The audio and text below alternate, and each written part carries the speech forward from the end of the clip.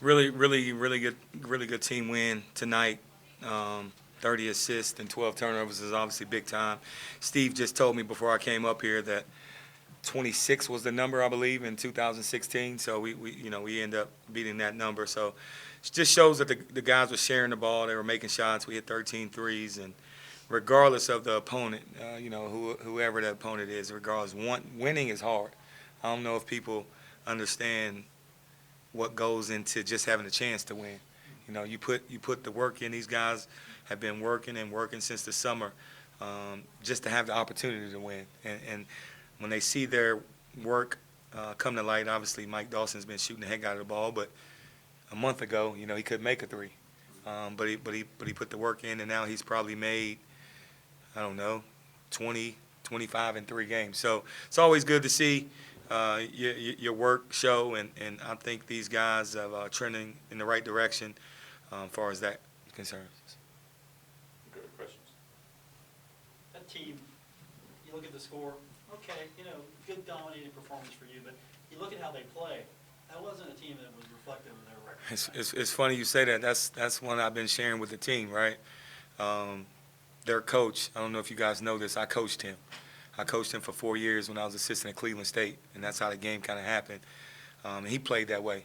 He's a tough young man, and his team plays hard for him. They were physical.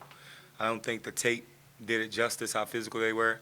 We knew that the guards can really shoot the basketball, so they came out and they were ready to play. They came out and they competed, and they do not play. They were 2-8, now they're 2-9. They do not play that way. You didn't have any letdown from a very emotional game against Ohio. How do you guard against that? That you're dealing with kids. Well, these guys are mature, right? And they're good character young men, and our thing is keep trying to find a way, and you're only as good as your last game. We still, again, we understand it's a process. We need to go on the road and bring home some road W's. So it's a process. Every day we step into the gym, we're working, we're understanding and never losing sight of the process.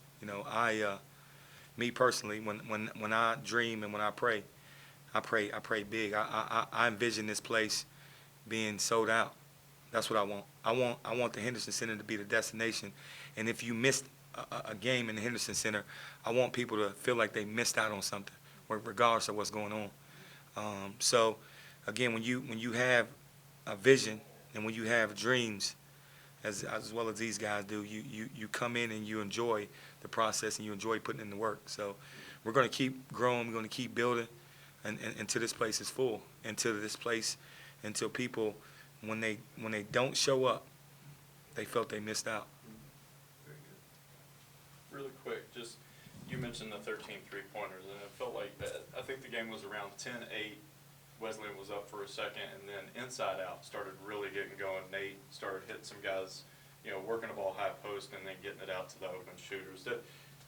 One, Nate's really good at that. How much of a benefit is that? And two, it seemed like Obina was seeing the same things that Nate was when he was in those situations too. Yeah, we anticipated they'll play zone. Their last game that they beat Salem, they played a lot of zone. So we anticipated them coming out and playing zone, and we just kind of we ran our sets according to that. And those guys, we looked to put one of our best passers in the middle of the zone, and Nate was the beneficiary of that tonight. But again, Cade was in there, and I think he made some good passes. I don't know how many assists he had. Oh, he had 3 assists. So again, you put your best passer in the middle of the zone, and then you usually spray it out to the shooters. And again, these guys are unselfish.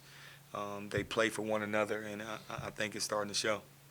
Conference play coming up. I know that's got to be exciting because technically, it's a reset, but at the same time, you've talked about how this preseason, you called this a preseason. These games count.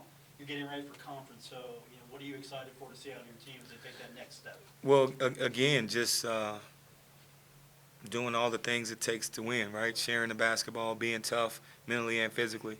I told them today in practice, we have the talent to go on the road and win. We have to bring the toughness. So, we have to go down to Southern Miss, again, on their home turf. Really good team, talented team. But we have to bring our toughness. We have the talent. We have shooters. We have good bigs. We have guards that can handle. They can all dribble, pass, and shoot. We have good IQ guys. We have to pack the toughness.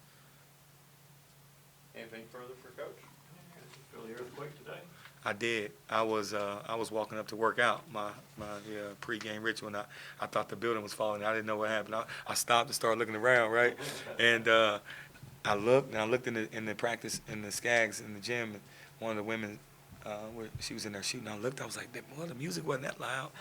And then I came back to the office after my workout. Neil told me it was an earthquake, right? Yeah, crazy, 3.3. crazy. Appreciate y'all, man. Appreciate it, Thanks. Coach. Thanks. First up.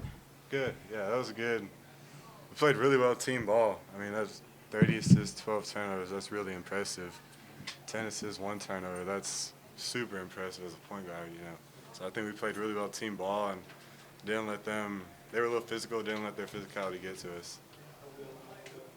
Yeah, it feels great. Even some of the guys who don't get to play often, seeing them excel every single day and have a good game. Seeing everybody, I think everybody played, right? I think so. Yeah, that was great. That's what I like the most, to be honest. When you get a game like that, where a team like that, maybe they bring a little bit more juice because you're a big deal to them. Yeah, does that help you when you get a game like that, or a team like that?